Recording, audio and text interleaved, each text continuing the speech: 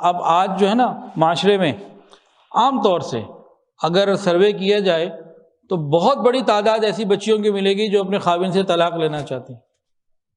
ان کو میں یہ کہتا ہوں کہ خدا کے لیے جو طلاق یا خلا لے کے زندگیاں گزاری ہیں، اب کیسی زندگی ہے ان کی؟ ان سے تو تم ابھی بھی اچھی ہو۔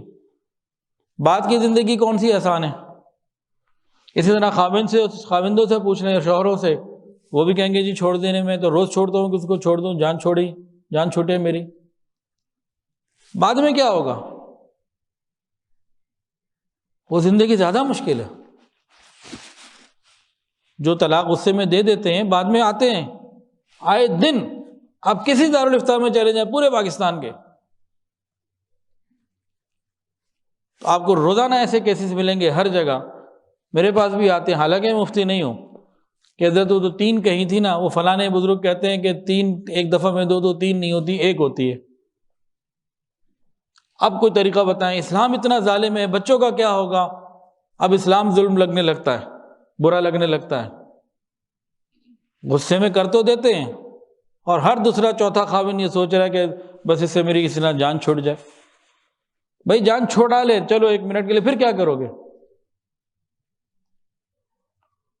تو ابھی ہی سیٹلمنٹ کر لینا زیادہ بہتر ہے، بعد میں پھر دوسری آتی ہے نا، سیدھا کر کے رکھتی ہے۔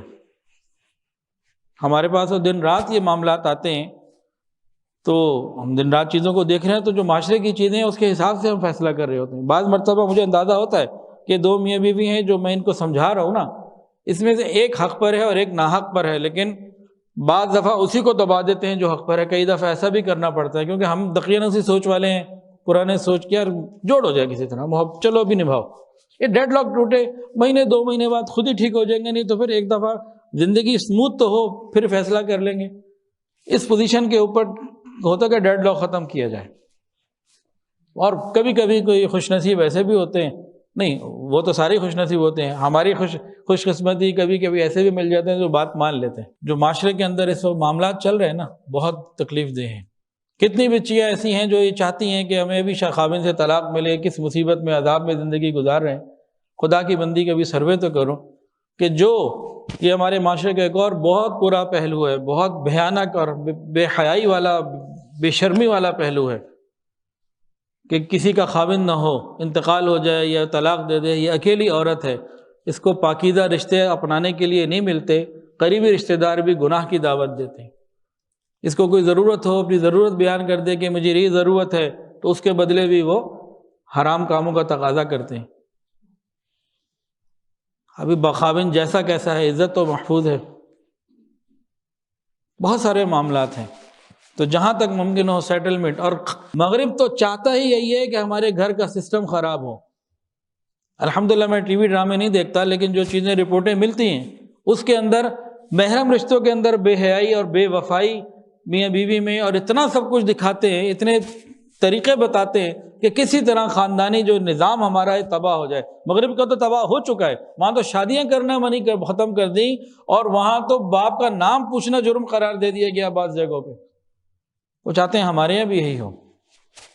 اگر ہم بھی یہی چاہتے ہیں تو ٹھیک ہے، پھر اپنی انانیت پہ فیصلہ کریں، اپنی مرضی پہ فیصلہ کریں، لیکن اگر چاہتے ہیں کہ وہ والا ماحول یہاں نہ ہو تو پھر درگزر، معافی، محبت اور صبر کے ساتھ وقت گزاریں، ورنہ اپنی نسلوں کے اندر آپ وہ سب کچھ دیکھیں گے جو ہم نہیں کر سکے۔ بہت معاملات جو ہے نا خیال کرنے والے ہیں۔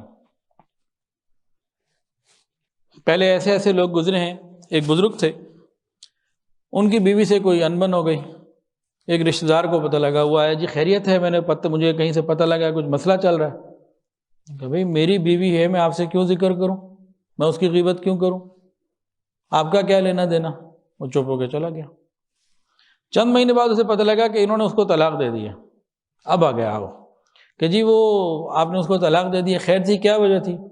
اس نے کہا اب وہ اجنبیہ ہو چکی ہے، میں اس کی غیبت کیوں کروں، اب میری زندگی میں نہیں۔ کہ جو مزے لینے والے آتے ہیں نا، ان سے بچنا چاہیے۔ یہ میاں بیوی آپس میں معاملات بند کمرے میں سیٹ کر لیں، طے کر لیں، آسانی سے ہو جائیں گے۔ جب یہ اپنے ماں باپ کو، بھائیوں کو، اپنے سگوں کو لائیں گے، بیڑا غرق ہو کے رہتا ہے عام طور سے۔ میاں بیوی آپس میں بند کمرے میں سیٹلمنٹ کر لیں، بہت آسان، جتنا پھیلائیں گے اتنا معاملہ بگڑے گا۔ اور یہ اپنے ہی ہوتے ہیں جو پھر مزے بھی لیتے ہیں، ان کا کسی کا جاتا تو کچھ نہیں، لڑکے کی ماں ہو یا لڑکی کی ماں ہو،